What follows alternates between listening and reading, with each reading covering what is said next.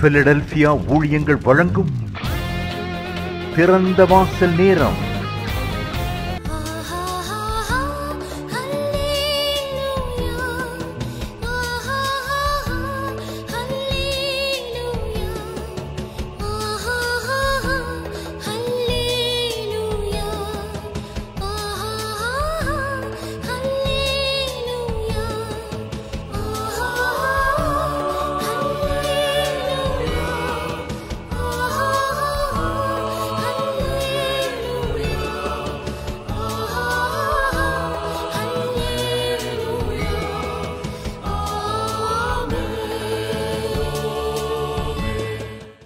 ஆண்டவரும் இரட்சகருமாகிய இயேசு கிறிஸ்துவின் நாமத்தினாலே தேவ பிள்ளைகள் உங்கள் ஒவ்வொருத்தரையும் பிலதெல்பியா ஊழியங்களின் சார்பாக வாழ்த்துகிறோம். இந்த நாளிலும் ஆண்டவர் சொல்லுகிறார், உன் தேவைகள் சந்திக்கப்படும் என்று ஆண்டவர் சொல்லுகிறார். உன் தேவைகள் சந்திக்கப்படும். இன்றைக்கு இந்த உலகத்தில் நமக்கு ஏராளமான தேவைகள் இருக்கிறது. அந்த தேவைகளின் மத்தியில் நாம் என்ன செய்ய போகிறோம் என்று திகைக்கிற அநேக காரியங்கள் நம்முடைய வாழ்க்கையில் வருகிறது உண்டு. ஆனால் எல்லாவற்றிலும் கர்த்தருடைய கரம் ஆளுகை செய்து நடத்தும் பொழுது நம்முடைய தேவைகளை தேவனாகிய கர்த்தர் ஆசீர்வாதமாக சந்திக்கிறவராக இருக்கிறார். ஒருவேளை அந்த தேவைகளின் நேரத்தில் ஒரு வனாந்தரத்தை போல நம்முடைய வாழ்க்கை இருக்கலாம். பாதை தெரியாமல் இருக்கும் பொழுது இந்த பாதையில் எப்படி என்னுடைய காரியங்கள் நடக்கும், என்னுடைய தேவைகள் சந்திக்கப்படும் என்று தெரியவில்லையே என்ற ஒரு சூழ்நிலை இருக்கும் பொழுது அந்த வனாந்தரமான பாதையிலும் தேவனாகிய கர்த்தர் ஒரு அற்புதத்தை செய்கிறவராக இருக்கிறார். 430 வருடங்கள் அடிமைத்தனத்திலிருந்து எகிப்து தேசத்திலிருந்து விடுதலையாக்கப்பட்ட இஸ்ரவேல் ஜனங்களை தேவன் அற்புதமாக நடத்தினார். இஸ்ரவேல் ஜனங்களை எகிப்தில் இருக்கும் பொழுதே எகிப்தியருக்கும் இஸ்ரவேலருக்கும் பெரிய வித்தியாசத்தை உண்டு பண்ணின தேவனாகிய கர்த்தர் மிகப்பெரிய அற்புதங்களை செய்து அவர்களை பலத்த கையுடன் புறப்பட பண்ணினவர். வரும் வழியில் வனாந்தரத்தில் அவர்களை கர்த்தர் நடத்தினார். அந்த வனாந்தரமான பாதையில் அவர்களுடைய தேவைகளை தேவனாகிய கர்த்தர் சந்தித்தார். யாத்திராகமத்தின் புஸ்தகம் 16வது அதிகாரத்தில் 14-15 வசனத்தை வாசிக்கும் பொழுது, பெய்திருந்த பனி நீங்கின பின் இதோ வனாந்தரத்தின் மீது எங்கும் உருட்சியான ஒரு சிறிய வஸ்து உறைந்த பனிக்கட்டி பொடியத்தனையாய் தரையில் மேல் கிடந்தது. இஸ்ரவேல் புத்திரர் அதை கண்டு அது இன்னதென்று அறியாதிருந்து ஒருவரை ஒருவர் பார்த்து இது என்ன என்றார்கள். அப்பொழுது மோசே அவர்களை நோக்கி, இது கர்த்தர் உங்களுக்கு புசிக்க கொடுத்த அப்பம், இது கர்த்தர் உங்களுக்கு புசிக்க கொடுத்த அப்பம் என்று மோசே சொல்லுகிறார். வனாந்தரத்தில் எந்த ஒரு வழியும் கிடையாது, வனாந்தரத்தில் ஆகாரம் கிடையாது, தண்ணீர் கிடையாது, ஒன்றும் கிடையாது. ஆனால் அந்த வனாந்தரத்தில் அவர்கள் நடக்கும் பொழுது அவருடைய பசிக்கு தேவனாகிய கர்த்தர் அற்புதமாய் சந்தித்தார். வானத்திலிருந்து மன்னாவை அவர்களுக்கு கொடுத்தார். இந்த மன்னாவை ஒருபோதும் யாரும் விதைக்க முடியாது, இதை அறுக்க முடியாது. இந்த வானத்திலிருந்து மன்னாவினுடைய விதை இந்த உலகத்தில் மனிதர்களுடைய கையில் கிடையாது. இந்த மன்னா வானத்திலிருந்து வருகிற தேவனுடைய அப்பம் என்று வேதத்தில் வாசிக்கிறோம். இந்த மன்னாவை யாரும் விதைத்து அறுத்து புசிக்க முடியாது. இது கர்த்தராகிய தேவன் கொடுத்தால் மாத்திரமே முடியும். இந்த உலகத்தை உண்டாக்கின தேவன் இந்த பூமியில் ஜனங்களுக்கு தேவையான, மக்களுக்கு தேவையான எல்லாவற்றையும் இந்த பூமியில் வைத்திருக்கிறார்.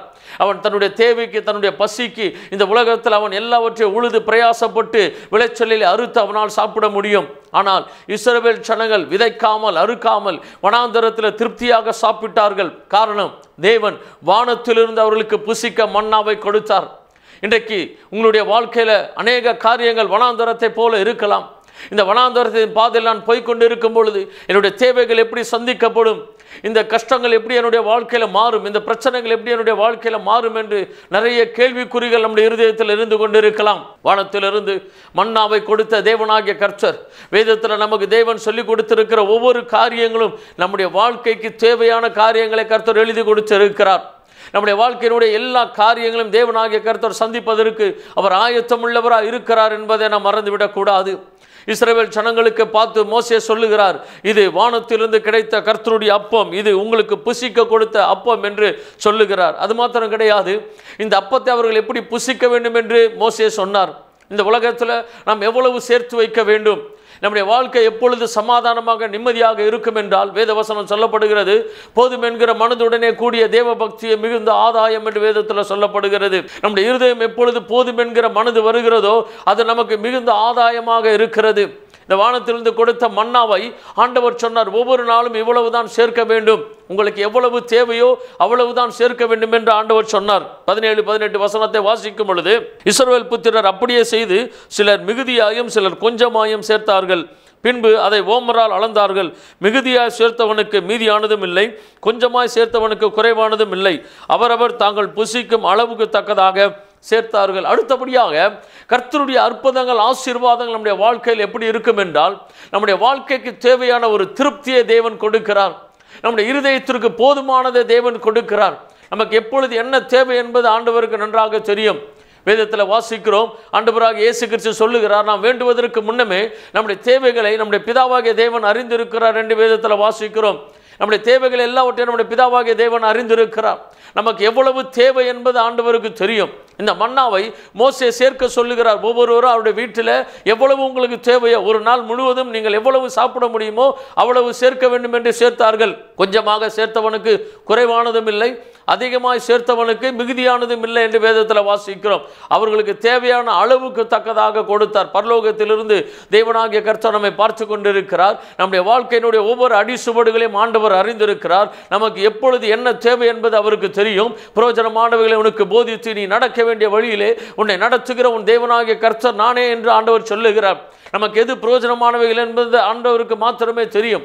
நாம் நடக்க வேண்டிய பாதை எது என்பது ஆண்டவருக்கு மாத்திரமே தெரியும். அது மாத்திரமல்ல, நாம் நடக்க வேண்டிய பாதையில் நம்மை கரம் பிடித்து நடத்துகிறவர் நம்முடைய தேவனாகிய கர்த்தர். இதோ நான் புதிய காரியத்தை செய்கிறேன், இப்பொழுதே அது தோன்றும். நான் வனாந்தரத்தில் வழியையும் அவாந்தர வெளிகளிலே ஆறுகளையும் உண்டாக்குவேன் என்று ஆண்டவர் சொன்னார். நம்முடைய பாதையினுடைய நம்ம போய்கொண்டிருக்கிற பாதையில் அது எப்படிப்பட்ட சூழ்நிலைமைகளாக இருந்தாலும் அந்த சூழ்நிலைமைகளை மாற்றி நமக்கு அற்புதங்களை செய்வதற்கு தேவன் ஆயத்தம் உள்ளவராக இருக்கிறார். நம்முடைய இருதயம், ஆண்டவரே எனக்கு என்ன தேவை அதை கொடும் ஆண்டவர் என்று சொல்லும் பொழுது ஆண்டவனாக பரிபூர்ண நன்மையினால நம்மை நிரப்புகிறவராக இருக்கிறார். இஸ்ரவேல் ஜனங்களுக்கு வனாந்தரத்தில் தேவன் அற்புதமாக நடத்தினார். அந்த வனாந்தரத்தில் ஒன்றுமே கிடையாது. பல ஆண்டுகளுக்கு முன்பாக நான் எகிப்து தேசத்திற்கு போன பொழுது அந்த வனாந்தரத்தின் வழியாக நான் போகும் பொழுது பார்த்தேன். இன்றைக்கும் அந்த வனாந்தரத்தில் ஒன்றுமே கிடையாது. சுற்றிலும் கண்களுக்கு எட்டின தூரம் வரையிலும் வெறும் வனாந்தரமான ஒரு பாதை. அந்த பாதையில் தேவன் அவர்களுக்கு ஆகாரத்தை கொடுத்தார். அந்த பாதையில் தேவன் அவர்களை ஜெயமாய் நடத்தினார். வேதவசனம் சொல்லப்படுகிறது, 40 ஆண்டுகள் அவர்கள் வனாந்தரத்தில் நடந்திருக்கிறார்கள். அவர்கள் கால்கள் வீங்கவும் இல்லை, அவர்களுடைய காலணிகள் பழையதாய் போகவும் இல்லை, அவருடைய வஸ்திரங்கள் கிழிந்து போகவில்லை என்று வேதத்தில் வாசிக்கிறோம். ஆண்டவராகிய தேவன் நம்முடைய எல்லா காரியங்களையும் அவர் அற்புதமாய் நடத்துகிற தேவனாக இருக்கிறார். நம் மத்தியில் அவர் அற்புதங்களை செய்வதில் அவர் ஆயத்தமுள்ள தேவனாக இருக்கிறார். நம்முடைய தேவைகளை அறிந்திருக்கிறவர். நீங்கள் ஒன்றுக்கு கவலைப்படாமல் எல்லாவற்றையும் ஸ்தோத்திரத்தோடு கூடிய ஜெபத்தினாலும் வேண்டுதலினாலும் பிதாவாகிய தேவனுக்கு தெரியப்படுத்துங்கள். அப்பொழுது எல்லாம் புத்திக்கு மேலான தேவ சமாதானம் உங்கள் சிந்தைகளையும் இருதயங்களையும் கிறிஸ்து இயேசுக்குள்ளாக காத்துக்கொள்ளும் என்று வேதத்தை நாம் வாசிக்கிறோம். நம்முடைய எல்லா காரியங்களையும் தெய்வ சமூகத்தில் ஸ்தோத்திரத்தோடு நாம் சொல்லும் பொழுது நாம் போகிற எந்த காரியத்திலும் அவர் ஜெயமாய் நம்மை நடத்துகிறவராக இருக்கிறார். ஒருவேளை நம்முடைய கண்களுக்கு எட்டினவாறு, நம்முடைய யோசனைகளுக்கு எதிர்பார்த்தவாறு எந்த வழியும் தெரியாமல் நமக்கு இருக்கலாம். இந்த கஷ்டங்கள் மாறுவதற்கு, இந்த பிரச்சனைகள் மாறுவதற்கு எந்த வழியும் இல்லாமல் நின்று கொண்டு இருக்கிறேன் என்று நினைக்கலாம். ஆனால் அந்த நேரத்தில் தேவன் உங்களுக்காக ஒரு புதிய வழியை திறக்கிறவராக இருக்கிறார். ஒரு புதிய பாதையை திறந்து அற்புதமாய் நடத்துகிறவராக இருக்கிறார். நம்முடைய விசுவாசமே இந்த உலகத்தை ஜெயிக்கிற ஜெயம் என்று வேதத்தில் வாசிக்கிறோம். அவரை நம்பி இருக்கிறவர்களை கிருபை சூழ்ந்து கொள்ளும் என்று வேதத்தில் வாசிக்கிறோம். எனவே நம்முடைய தேவனாகிய கர்த்தரை நம்பி இருக்கும் பொழுது, ஆண்டவரே வனாந்தரத்தில் நீர் அற்புதமாய் நடத்துகிற தேவன் ஆண்டவரே என்று சொல்லி, என்னுடைய வாழ்க்கையில் நீர் என்னை அற்புதமாய் நடத்துவீராக என்று சொல்லும் பொழுது ஆண்டவர் பெரிய காரியங்களை நம்முடைய வாழ்க்கையில் செய்கிறவராக இருக்கிறார். பழைய ஏற்பாட்டு காலத்தில் மாத்திரம் அல்ல, இந்த அற்புதம் புதிய ஏற்பாட்டு காலத்திலும் ஆண்டவராக இயேசு கிறிஸ்து இந்த பூமிக்கு வந்து நமக்காக இரத்தம் சிந்தி ஜீவனை கொடுத்து 3ஆம் நாள் உயிரோடு எழும்பினார். நம்முடைய பாவங்களை, சாபங்களை, தரித்திரங்களை அவர் கல்வாரி சிலுவையில் ஏற்றுக்கொண்டார். அவர் தன்னுடைய ஊழியத்தின் பாதையில் அப்படியாக ஒரு வனாந்தரத்தில் அவர் 3 நாள் கூட்டங்களை நடத்தி கொண்டு அவர் பிரசங்கம் பண்ணி கொண்டிருந்த பொழுது 3ஆவது நாள் முடித்து அவர் தன்னுடைய பிரசங்கத்தை முடித்த பொழுது ஜனங்கள் வழியில் போகும் பொழுது சோர்ந்து போவார்கள் என்பதை அறிந்து அவர்களுக்கு ஆகாரம் கொடுக்க வேண்டும் ஆண்டவர் நினைத்தார். இதே போல ஒரு வனாந்தரம், அந்த வனாந்தரத்தில் ஒன்றுமே இல்லை. ஜனங்கள் போக வேண்டும் என்றால் ரொம்ப தூரம் போக வேண்டிய ஒரு கட்டாயம் இருக்கிறது. அந்த நேரத்தில் ஒரு சிறுவனிடத்தில் 5 அப்பங்களும் 2 மீன்களும் இருக்கிறது. ஆனால் வேறு யாரு இடத்திலும் எந்த அப்பமும் எந்த ஆகாரமும் கிடையாது. ஆனால் அந்த வனாந்தரத்தில் அந்த 5 அப்பங்களையும் 2 மீன்களையும் ஆண்டவராக இயேசு கிறிஸ்து ஆசீர்வதித்து அவர்கள் எல்லாருக்கும் புசிக்க கொடுத்தார். திருப்தியாக புசித்தார்கள். 12 கூடை நிறைய எடுத்தார்கள் என்று வேதத்தில் வாசிக்கிறோம். நம்முடைய எல்லா காரியங்களையும் தேவன் நமக்கு ஆசீர்வாதமாக நடத்தி கொடுக்கிற தேவனாக இருக்கிறார். இன்றைக்கு ஒருவேளை எந்த கஷ்டத்தை குறித்து நீங்கள் பயந்து கொண்டு இருக்கிறீர்களோ, எந்த பிரச்சனைகள் உங்களை பயமுறுத்தி கொண்டு இருக்கிறதோ, எந்த குறைவுகளை குறித்து நீங்கள் வேதனைப்பட்டு கொண்டு இருக்கிறீர்களோ, அவைகளின் மத்தியில் தேவனாகிய கர்த்தர் உங்களுக்கு ஒரு அற்புதத்தை செய்ய போகிறார். நாம் வேண்டிக் கொள்வதற்கும் நினைப்பதற்கும் அதிக வல்லமாய் நம்முடைய வாழ்க்கையில கிரியை செய்கிறவர். ஒரு சில காரியங்களுடைய வாழ்க்கையில தாமதமாகி கொண்டிருக்கலாம், ஆனால் நிச்சயமாக நிறைவேறும் என்பதை நீங்கள் மறந்துவிடக் கூடாது.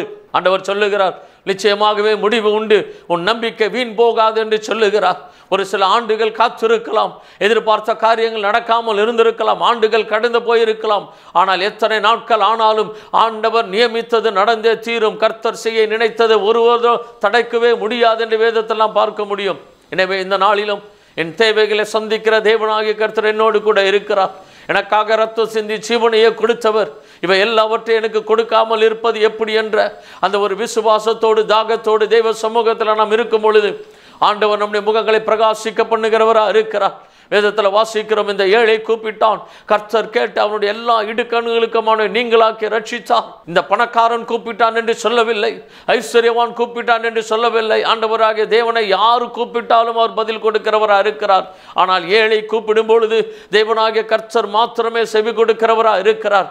எனவே எந்த சூழ்நிலைமைகள் உங்களை பயமுறுத்தி கொண்டிருந்தாலும் சரி, அந்த சூழ்நிலைமைகளை மாற்றி உங்களுக்கு ஜெயத்தை கொடுக்கிற தேவன் உங்களோடு கூட இருக்கிறார். அற்புதமாய் உங்களை நடத்துகிறவர். வனாந்தரத்தில் வானத்திலிருந்து மன்னாவை கொடுத்தவர். அந்த மன்னா ஒருபோதும் இந்த உலகத்தில் இந்த பூமியில் கிடையவே கிடையாது. அந்த மன்னாவை எந்த மனிதர்களாலும் விதைத்து அறுக்கவே முடியாது. அது வானத்திலிருந்து வருகிற மன்னா, அது தேவனாகிய கர்த்தர் மாத்திரமே கொடுக்கிற அப்பம். அந்த அப்பத்தை இஸ்ரவேல் ஜனங்களுக்கு தேவனாகிய கர்த்தர் விசேஷமாக கொடுத்தார். அவர்கள் 40 வருடங்களும் அந்த வனாந்தரத்தில் அவர்கள் ஒருபோது ஒருவேளையும் பசியா இல்லாமல் அவர்கள் திருப்தியாக சாப்பிட்டு கானான் தேசத்திற்கு அவர்கள் போய் அந்த கானான் தேசத்தினுடைய விளைச்சலை அவர்கள் சாப்பிடுகிற வரையிலும் இந்த மன்னாவை தேவன் அவர்களுக்கு கொடுத்தார் என்று வேதத்தில் பார்க்க முடியும்.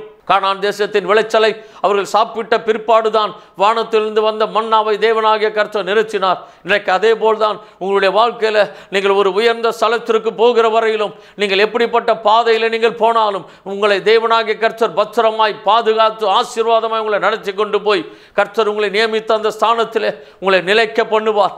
இஸ்ரவேல் ஜனங்களை எப்படி கொண்டு போய் பாலும் தேனும் ஓடுகிற கானான் தேசத்தில் அவர்களை கொண்டு போய் இளைப்பாற பண்ணினாரோ, அதே போல உங்களுடைய பிரச்சனைகளின் கஷ்டங்களின் மத்தியில் கர்த்தர் கூடவே இருந்து உங்களுக்காக தேவன் நியமித்த அந்த உயர்வில் கொண்டு போய் தேவன் உங்களை உட்கார பண்ணுவார், உங்களை நிலைநிற்க பண்ணுவார். என் கால்களை என் தேவனாகிய கர்த்தர் கண்மலையின் மேல் கொண்டு போய் நிறுத்தி என் அடிகளை உறுதிப்படுத்துகிறார் என்று சங்கீதக்காரனாகிய தாவீது சொல்லுகிறார்.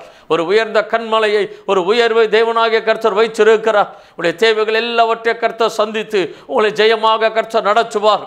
நம்முடைய நோக்கமெல்லாம் ஆண்டவரை நோக்கி நாம் பார்த்து கொண்டு இருக்கும் பொழுது, ஆண்டவரே இந்த சூழ்நிலைமையில ஜெயிப்பதற்கு என்னால் முடியாது ஆண்டவரே. யோசபாத் என்ற ராஜா தனக்கு விரோதமாய் வந்த ஜனங்களை பார்த்து அவன் பயப்படுகிறான். இவ்வளவு திரளான ஜனங்களை நாம் ஜெயிக்க முடியாது என்று அவன் நினைத்து அவனால் ஒருபோது ஜெயிக்க முடியாது என்பது அவனுக்கு தெரியும். ஆனால் அவன் செய்த ஒரு காரியம், தன்னுடைய எல்லா ஜனங்களையும் தேவ சமூகத்தில் நிற்க வைக்கிறான்.